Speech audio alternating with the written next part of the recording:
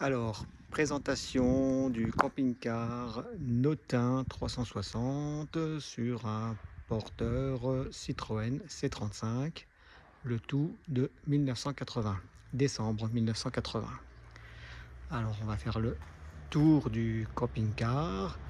Donc voilà, là, on peut voir, je sors la clé.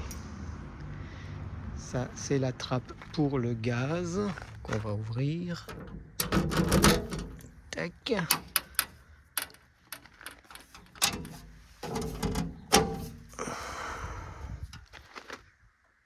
Deux bouteilles de gaz, les portes en aluminium, toute la partie camping-car est en aluminium, aluminium peint. Donc voilà, qui a un petit peu changé de couleur. Je crois qu'il était de la même couleur que la partie avant, au début. Ici, bien sûr, c'est la trappe pour l'essence. C'est écrit essence car il n'est pas du tout diesel. C'est bien un essence. Tac. On rentrera dans le camping-car après. On peut constater que les fenêtres sont en verre. Les volets sont en bois. Ça, c'est des spécificités des Notins de ces époques-là. Et pour se protéger de l'ombre, voilà, on peut tac, les mettre comme ça. Et ces parties-là, on peut les rentrer. Voilà, la porte. Encore une fenêtre en bois. Ici, c'est une trappe de rangement. Grande trappe de rangement qui s'ouvre du côté là, qui s'ouvre en face et qui s'ouvre aussi depuis l'arrière. Ici, les trois serrures et on accède à la même trappe. Tac, sur le dessus, on voit la crête, les fameuses crêtes des Notins jusqu'à ces époques-là et les fameux petits lanterneaux orange. On verra à l'intérieur, ça donne une super ambiance. Donc voici l'autre côté. Ici, c'est la trappe pour le remplissage de l'eau. Tac.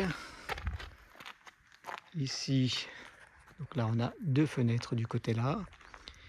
Ici, c'est la trappe pour tout ce qui est électrique. Donc on a une batterie. Cette partie-là, alors, doit être d'origine, parce qu'on voit encore qu'on a le choix entre du 110 et du 220 volts. Donc, j'ai pas essayé en 110 volts. Et la partie qui s'ouvre, et ici ça permet de ranger la rallonge. Avec là une petite batterie pour la partie camping-car. Et ici, on a encore une trappe de rangement. Tac, tac, avec encore du rangement qui fait quasiment tout l'intérieur, tout le fond du camping-car.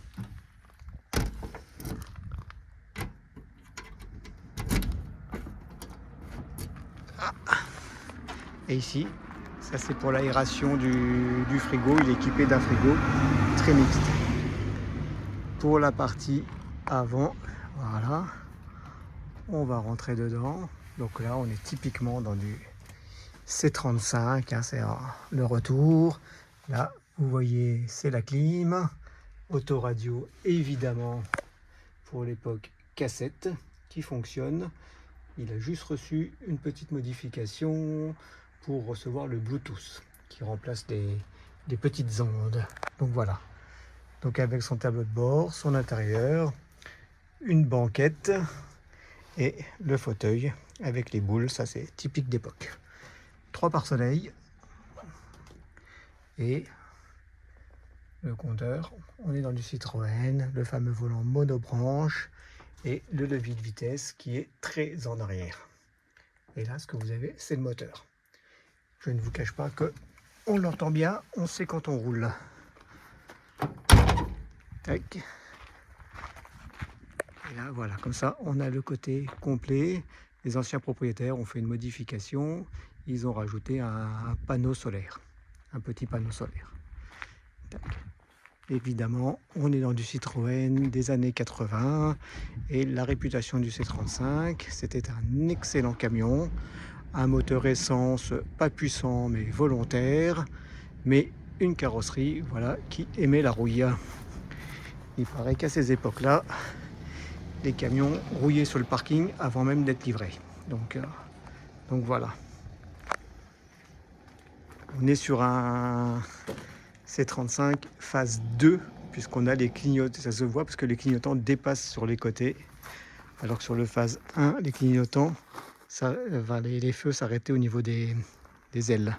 Voilà. Et les rétroviseurs étaient chromés et accrochés en haut, non pas en bas. Donc là, on va rentrer à l'intérieur du camping-car.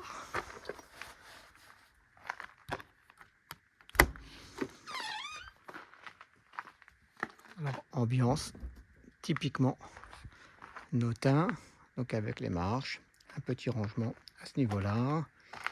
Ici, il y avait historiquement le chauffage, mais les anciens propriétaires l'ont enlevé. Peut-être que je remettrai. Tac, voilà. Et avec cette ambiance à l'intérieur, effet limite cabine de bateau, avec tout en bois. L'intérieur est en aluminium, la structure est en bois, et là l'intérieur est tout en bois, avec ces rangements. Regardez le fil de bois qui continue, y compris sur les portes, ces petites ouvertures chromées. Tac, avec du rangement ici. Regardez ces petites charnières comme elles sont jolies. Et cet arrondi, là on se croirait vraiment dans un bateau. Le cache-rideau. Là on voit les fenêtres. Alors d'une main, je pense pas que je vais réussir à les ouvrir. C'est des ouvertures type wagon SNCF. C'est du verre et ça descend. Voilà, ouais, il faut les deux mains pour les ouvrir. L'avantage, c'est qu'on peut rouler avec les fenêtres ouvertes. Ça pose aucun souci. Avec les volets ouverts ou les volets fermés, ça pose aucun souci. Du rangement. Tac. Encore du rangement. Bon, pour l'instant, quasiment tout est vide. Tac, regardez ces petites lampes, comme elles sont mignonnes. C'est désuet, c'est vintage, c'est sympa comme tout. La pendule, il faut que je la rebranche, elle ne marche pas. De l'éclairage, encore un petit éclairage du côté là. Du rangement. Regardez l'intérieur, il est nickel là. Tac, encore du rangement. Toujours du rangement. Avec un petit peu de lecture évidemment, hein, quand on a un camping-car de ces époques-là. Il y a un petit peu d'entretien. Tac, les prises. Là, c'est le système pour voir s'il y a de la batterie. Ça, c'est la descente du panneau solaire, donc qui n'est pas d'origine. Là, vous avez tac, une petite trappe pour pouvoir poser des choses, vous branchez. Là, on a l'ambiance intérieure avec les deux canapés, la table. Donc la table se plie, tac, le pied se relève, se plie et va se caler. On voit les deux taquets en bois de chaque côté. Et là, vous avez 3 barres qui viennent se mettre au milieu. Vous avez là en dessous, alors d'une main, je ne pourrais pas le faire, je ferai peut-être une photo.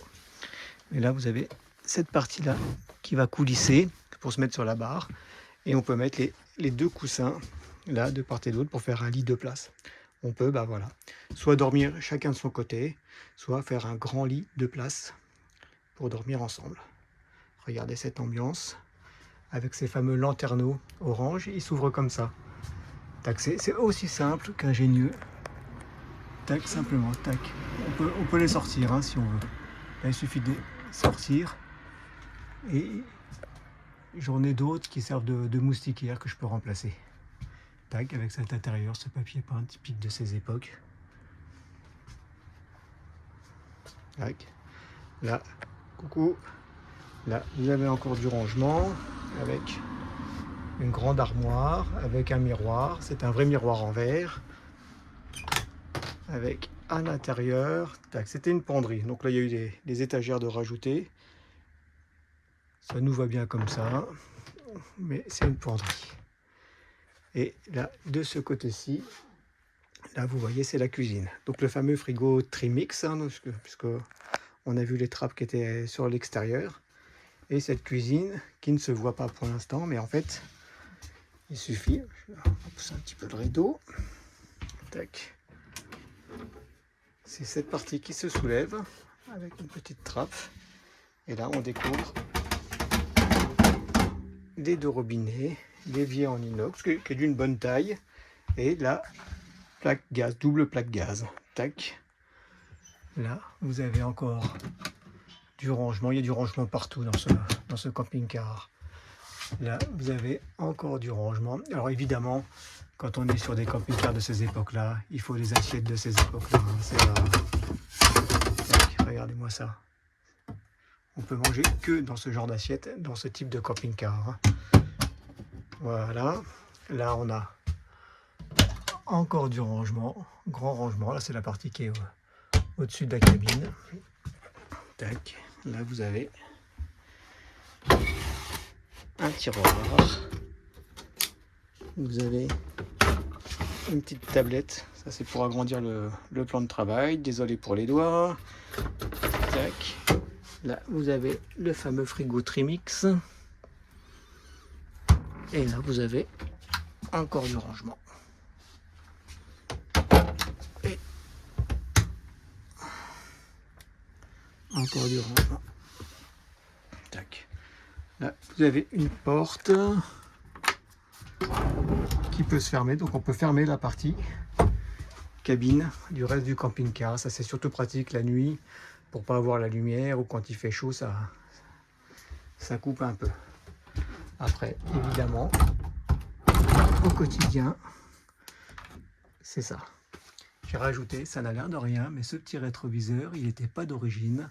Il est d'époque, je l'ai rajouté et ça permet de voir derrière. Ça remplace avantageusement une caméra de recul.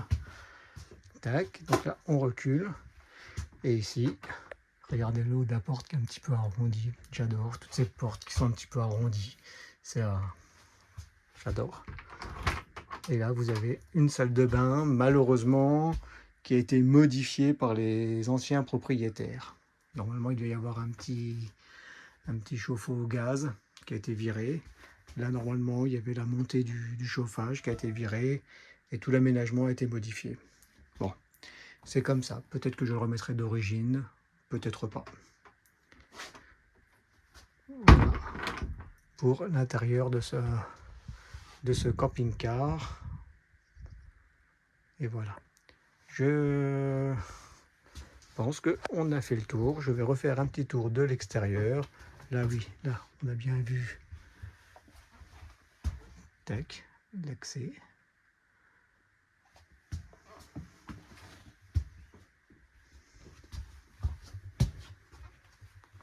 Allez, je refais une fois le tour complet du camping-car. La porte. Donc là, on est tout sur de l'aluminium avec la partie marron au milieu. Tac. Et là, allez, on fait un petit tour pour le plaisir. Regardez la partie arrondie du dessus avec la crête et les lanterneaux. Ça, c'est typique de ces notins de ces époques-là. Les versions d'après, ils arrêtent. Ils seront plus dans le standard normal. Ils n'auront plus leur propre personnalité comme à ces époques-là. Voilà. Là, les deux feux à l'arrière, bon, ils ont dû être cassés dans des manœuvres, hein, donc, parce qu'on voit qu'il y a quelques petites bosses. Mais j'ai trouvé, je vais remettre les deux feux d'origine. La grande fenêtre à l'arrière, très pratique puisque ça permet avec le rétroviseur de voir derrière. Donc on ne modernisera pas avec une caméra de recul, en tout cas pas pour le moment. De ce côté-ci, aluminium, bois, il n'y a que des matériaux nobles dans ce camping-car. Tac.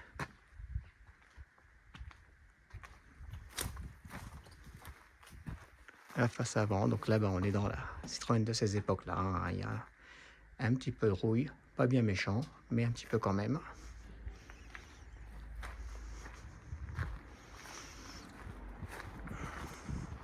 Et voilà.